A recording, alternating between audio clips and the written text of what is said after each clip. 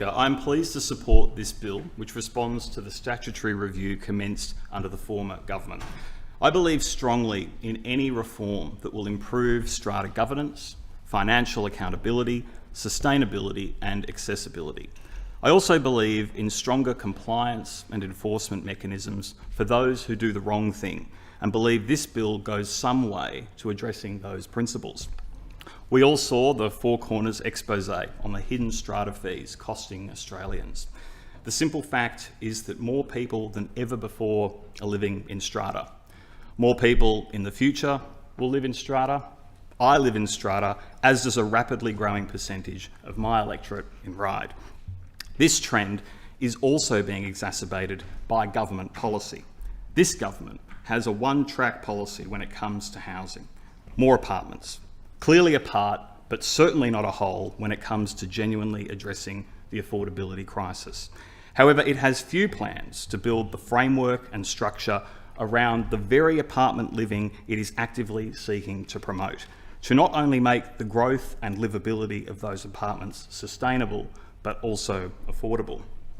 Put simply, people might, and that is a big might, Mr. Speaker, be able to afford an apartment, but they certainly can't afford the building defects that follow, nor the exorbitant commissions, hidden fees, and the time costs of learning their rights, studying the rules, and fighting with NCAT. This bill tinkers in some of the right places, but we need to do so much more. I specifically want to highlight what the latest changes aim to achieve, and will offer some brief commentary before addressing just a few points where I believe this government can do more. Firstly, to strengthen developer accountability by requiring initial levies to be independently certified. This is about transparency. It stops developers offering initially low strata fees that can then incrementally grow to unaffordable levels. Secondly, it ensures a robust initial maintenance schedule is in place for new builds. This is about forward planning. This goes some way to addressing depleted sinking funds and the necessity for special levies to deal with crisis works, which would otherwise be preventable with a more sustainable schedule of maintenance. Third, it protects owners' corporations from unfair contract terms. This is about fairness and starts a conversation on things like embedded networks, which I will address in greater detail later. Fourth, it helps owners' corporations in repairing and maintaining common property. This is about convenience and practicality. These dwellings are people's homes, and they have a right to quick, efficient and affordable repairs and maintenance, just like anyone not living in strata. Fifth, supports the uptake of sustainability infrastructure in strata schemes, such as solar panels, electric vehicle charging and efficient water fixtures. This is about modern challenges of age-old problems and reduces some impediments to new sustainability installations, but cannot be the end. And sixth, gives property owners more options to pay levies when facing financial stress. This is about compassion. Cost of living is the first, second and third issue impacting families. It is right and just that we expand the options for people who are struggling to pay. However, let's also address that which is not tackled in this bill. In its current form, this bill seeks to address just over 25% of the recommendations in the statutory review.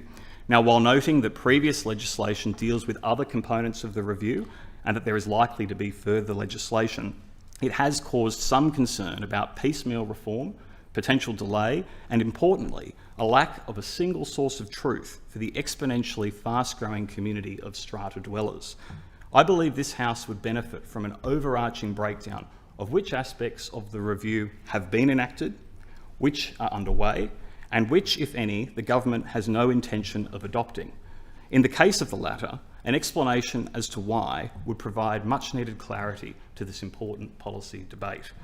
But turning now to future reform, I want to call on this government to take these reforms further. We have seen and heard too many cases of strata schemes that are unable to resolve long and ongoing disputes with builders over defects. While lawyers on either side make a fortune, there are residents living daily behind scaffolds, unable to get access to parts of their own building.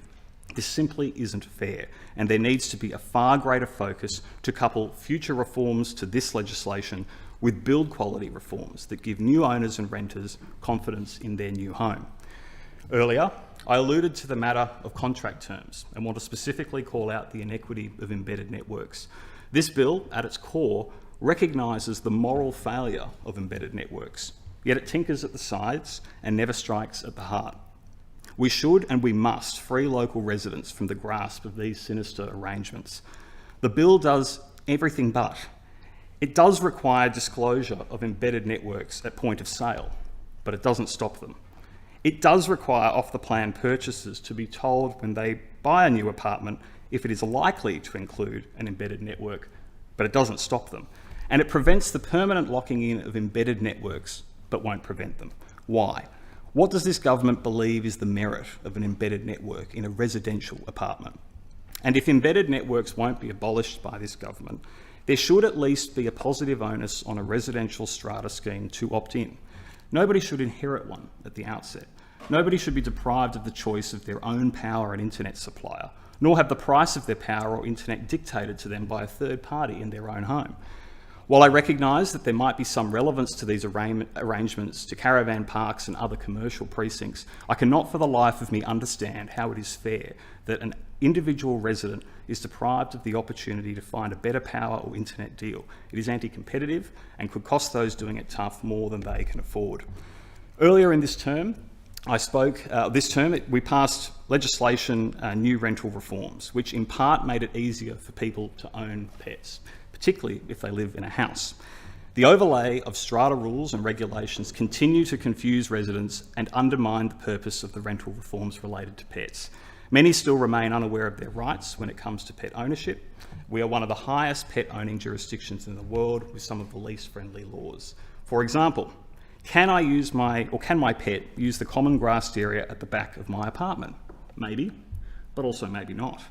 As more and more people, especially young professionals and families, are moving into strata premises, there needs to be far more done to raise not only their awareness of the pet ownership rights, but to crack down on the often opaque methods used by strata schemes to restrict very reasonable and legitimate efforts to keep their pets at home.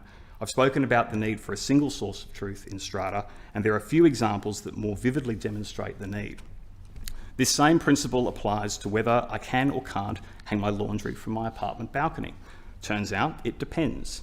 Depends on whether it's visible, depends on which part of the balcony, and on what it hangs. Depends if I have permission, depends on the presence of any bylaws. How is something so simple so unclear? Strata laws need to enshrine what can and can't be done. It also needs to be clear about what is off limits for new bylaws. A bylaw may not have legal standing if it is harsh, unconscionable or oppressive, but is the struggling new owner or tenant really going to question the authority of the owner's corporation? This must change. As I have discussed earlier, this bill goes some way to removing the inhibitors of installing new EV and solar infrastructure. In practice, it wouldn't be appropriate for a bylaw to block these installations on the basis of their physical appearance. However, nowhere near enough work has been done to create equity among first movers in established apartments. Where it could cost thousands for the first EV installation, borne by that individual resident, but only hundreds for subsequent residents to connect thereafter. I urge the government to think about ways to work with older schemes to avoid the inevitable outcome of this inequity, which of course is inaction. There are also concerns about the availability of information, particularly with respect to the scheme's financials. There is a requirement to provide a short summary at an AGM, but not at other times. Am I entitled to receive a copy of the full document if I ask for it? Based on anecdotal examples provided to me, it seems to depend on the strata manager. Some are forthcoming and will step through line by line how the finances are tracking. Others simply ignore requests, and some are so brazen as to question the motives of owners seeking information about their own home. I accept that the plain English provision of financial information is ideal, but surely, out of an abundance of transparency, one has a right to more if they have an interest in knowing more.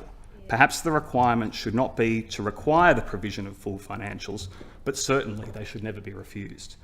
I also believe in greater transparency around commissions, insurances and other fees which contribute to the cost of living for so many residents. These residents are relatively powerless and often ignorant to their imposition. And while I understand the government will seek to address these matters in further tranches of reform, I am resolute about the need to waste no time at all on delivery. Speaker, may I ask for a brief extension? The question is, the members' time be extended. All of that opinion say aye. Aye. To the contrary, no. I think the ayes have it. The ayes have it. Thank you, Speaker. Finally, I want to make a general observation about the new provisions for mandatory training. If ever there was a demonstration that a law was too complicated, it is when the law is amended to require training for its own comprehension. I don't oppose this step and accept in the context of this debate that empowering people with more information is a noble cause, but it also demonstrates the complexity of a sector conceived of long before we had 60-storey skyscrapers coming out of the ground. The strata laws of today are still at their core meant for a time gone by. If this government believes that high-rise density in particular is the solution to our housing crisis, then surely it must concede that the framework to support and sustain this type of living must be equally focused on the future. I support this bill and the response to the recommendations it seeks to address, but cannot be clearer in my view that strata is quickly emerging as the housing, financial, legal and social issue of communities right across New South Wales, with my electorate of Ryde standing front and centre. This Parliament owes it to communities like Ryde, who do the heavy lifting on housing supply, to avoid it becoming a cautionary tale for those areas yet to experience the significant planning interventions that this government seeks to bestow upon them. I commend the bill to the House.